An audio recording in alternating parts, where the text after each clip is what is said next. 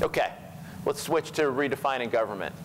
That's a pretty neat picture. That's down the back hallway in the Capitol, right in front of where, no, that's the second floor up, not where Huey P. Long was shot. I was hoping it wasn't foreshadowing or anything. So let's talk about what we've been doing as if those 3 reforms were not enough to occupy the time of a bureaucracy. We continue to try to change the size of government. We know that, despite the assertions from the gentleman a year ago, that we're not a socialist bureaucracy. And remember, socialism is to owning the means of production. We don't think that DHH should be owning the means of production because we don't necessarily do it the best, and we certainly are not the lowest cost. And there are a lot of private providers that do what we do that can do it better.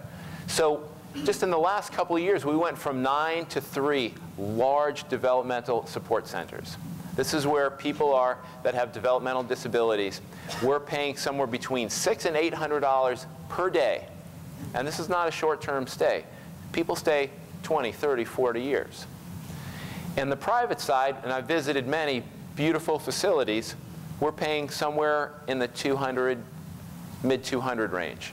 So the savings are dramatic, and it allows us to save money for taxpayers. It allows us to take our dollars and stretch it further to provide more care. We've been doing that. We privatized where we own a nursing home, really not the core competency of a bureaucracy. So we got out of that business, and we're contracting. It turned out, as we did an RFP, the group that was the foundation helping run the nursing home is now officially the group that runs the nursing home, which is great. The next piece is something that happens really without the residents of our state seeing it very closely, but it is one of the most profound changes in our healthcare system, and that's around how we provide long-term care. Just 10 years ago, we were at the very bottom of the list of states that provided care almost entirely in institutions and hardly anything in their home or the community, where generally people tell me that's where they'd rather be until they really need a nursing home. And so we went to work a long time ago, and we worked very hard. As of today, we're continuing to shift the proportion that we spend in nursing homes or long-term care institutions to what we are able to provide at lower cost in the community. And that's a story that I think is really pretty exciting. You can see some of the data there in terms of transitioning people out. So for someone that's been in an institution, maybe they're 35, 40 years old. They've been there since they were just a boy. And now they've lived on a campus in a controlled environment for so long, and now they have independence. They maybe have a girlfriend and maybe have a job. For the first time, it's really pretty amazing. But we're not really convinced that it's the best thing for anyone. We're always very, very careful about how we do it, and we provide very close attention and follow-up care. And you can see 99% of the people are satisfied with where they're at. Satisfied or very satisfied. I'm not sure who the guy, that 1%, I'd like to give him a call. There's always one person at least, right? So we continue to do this. And we're making incredible progress. And this is happening every year. Sometimes we hear political rhetoric about shrinking the size of government. And we talk about that all the time, but we never really see it happen. Just often talk. This is really what shrinking the size of government really looks like, though. Interestingly, I got here in 2010, so it seems like a lot's been going on since I've been on the job. And it's really the way that we're carrying out services, that we really don't need to own the means of production when we cost so much and have a quality that is equal to what our partners in the private side could do. So this is an interesting slide. These are real numbers. It's not something that we are forecasting or predicting, except for the yellow, which is what's in our budget right now that the legislature is analyzing. So it's a pretty interesting piece of information. The next part is still along our way of becoming a more efficient organization, how we're able to provide our services expertly at high quality, but at lower cost or more productive. So for those that have been in large organizations that either do a new claims processing system or a new ERP system, building a new system is such a heavy lift. and it's probably one of the greatest disruptors of the way a workflow operates within a large enterprise. We don't really think that we have time to wait until we're not as busy, or that we have more people to oversee certain things. We have just jumped in the deep end. We're in the process right now of implementing a new claims processing system. The one that we have today is 28 years old, and it was, when we got it 28 years ago, it was still a couple of years on the shelf. It's hardline programmed in COBOL. If anybody here remembers COBOL from school. So it takes everything we have just to keep the 3 guys in the basement going and excited about coming to work that know COBOL. We can't find a recent grad from the last generation that doesn't laugh when you say it. So this is important. And if y'all have worked with Medicaid, it's clunky, it's rigid. You have to ask permission and hope the system spits out the right answer. And our workflows as a department, as we work with providers and health plans, it's really a function of what the system will allow us to do. Now we're going to flip that around, and we're going to be able to make the policy and make the workflow and really operate far more efficiently by having a new modern system. It sounds like a detail as I say it, but there's nothing more profound at DHH than this system called the MMIS, the Medicaid Management Information System. The next piece that we're doing is eligibility. We need to have a process that allows people to really transact with the government easily and give people as many choices as we provide, but then make our workflow and productivity a lot better on the back end. The next piece around case management, we have 109 different case management systems at DHH. We're integrating them onto one platform. We don't think it makes sense to have people on the 3rd floor running a program and helping an individual that is also enrolled in another program that just because they're on 2 floors, they could be on the same floor for that matter, and the DHH people don't know what each other is doing or the services that they're providing. And we're often providing duplicative services, and providers are stumbling over each other in someone's home. This is not the right way to go about business. And every time we get a grant from the CDC and it has a case management component, we end up having an epidemiologist put out an RFP for a new case management system. They don't know anything about case management or computer systems, by and large, some do. And we just keep proliferating all these new systems that are not really helping us work smarter or more productively. So that's what we're going to address. And the last piece around systems is fraud and abuse. We're about 48th in the nation in terms of what our collections are in fraud. Now, I'd love to think that is commensurate with all of our, the entire provider community. Nobody makes mistakes, and nobody commits fraud. But we know there's probably 0.5% of providers that are out there not for the betterment of our state or the health of those whom they serve, because they might not serve anyone. They're out there to make probably a quick buck, or if they figure out how to do it, make a lot of money over a long period of time. And we're going to build, in the process right now of putting it together, a system that's going to be different than any other in the country. We think will be the national model by this time next year. And we're going to go with advanced analytics, using the power of data to focus in on who we know is highly likely and who is committing fraud, and then lower the full weight of the government, DHH, and the Attorney General. We work very closely together on this.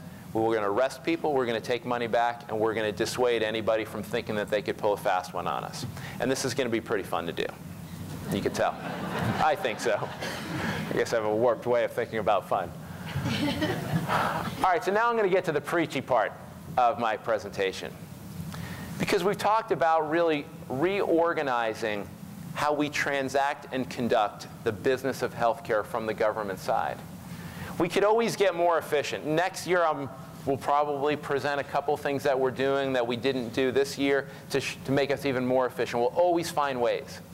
Electronic health records, amazing. But what does it do? It just shows you in better detail, in more connected places around the country, the state, the world. It's just a reflection of our health. If we're not doing anything to make our health better, we still have a long way to go. So let's talk about where we're at. because you could tell how easy it is to do payment reform. I was here for half of Bill Cassidy's conversation, and certainly it's going to be hard to get everybody to agree on that. Delivery reform, even harder. Get all the doctors in the room and tell them the government's going to tell them how to practice differently. It's going to be really a long shot. Systems upgrade, as I explained, we're basically doing everything that there is to do. So what really, really changes what our greatest challenge is? And you know, I reviewed all the images for this, this slide presentation that Calder put together this morning, and as soon as I saw that, I said, dang, that looks pretty good. Now, I'm not an anti-fried food eater because I have to stop looking at it. That looks, I can almost smell it. It's probably some festival on a Sunday that I'll be at soon. But we just have to change our overall approach. And it's not as simple to say, even though I do say it in speeches, around how to change how our behaviors are. If you smoke, stop. If you eat too much, don't. And if you don't exercise today, start. And interestingly, it's pretty glib to say that, but in all truthfulness, those are some of the three of the hardest things. I mean, the enormous self-help and book and infomercial, all these businesses built around our human failings. I have struggled, weight up and down, and I remember I was at Donna's house just a year ago. I was weighing 202 pounds, and today I weigh 181. It's been the hardest thing I've ever done. Like, going through grad school is a lot easier than losing weight.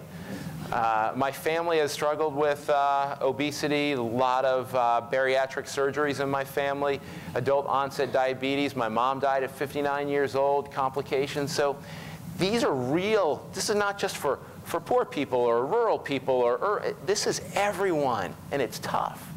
So how do we change the behaviors?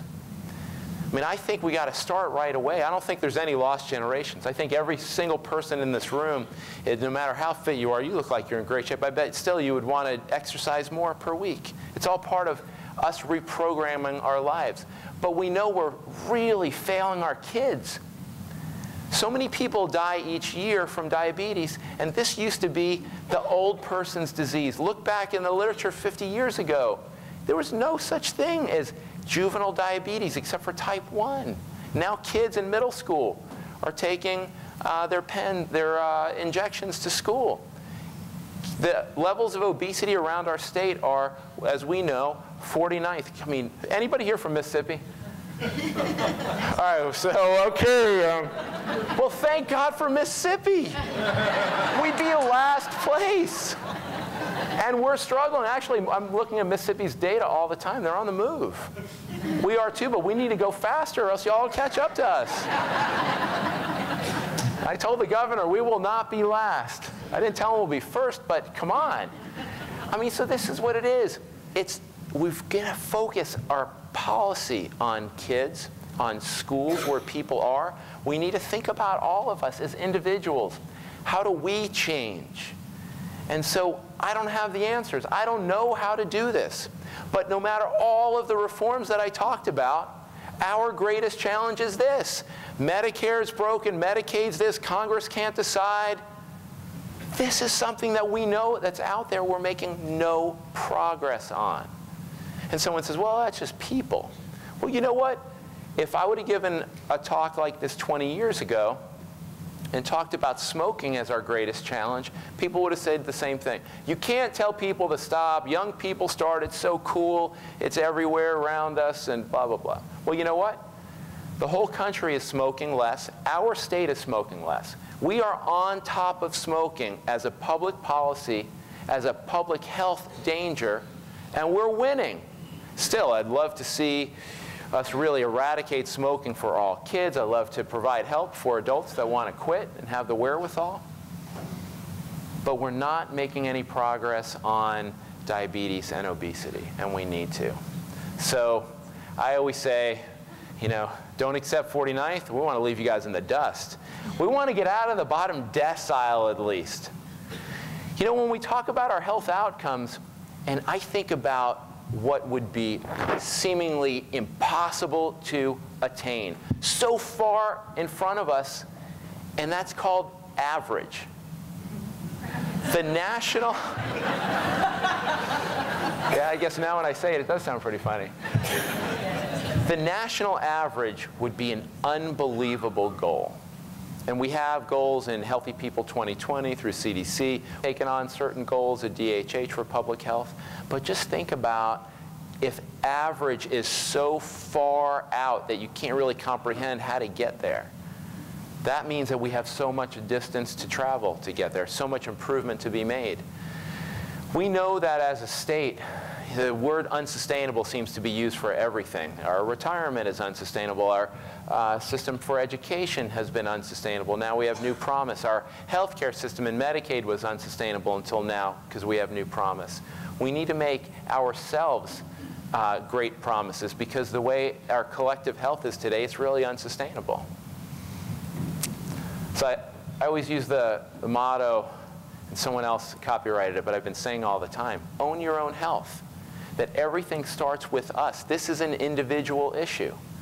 If you could get on top of it, you could help your family, you could help your community, your congregation, our society, and our state. But it's got to start individually. It's really hard for me to tell my kids to eat more fruits and vegetables and don't eat this if I'm in front of them eating poorly myself. Or if I'm not exercising, it's hard for me to instill that lesson into the kids and make it stick.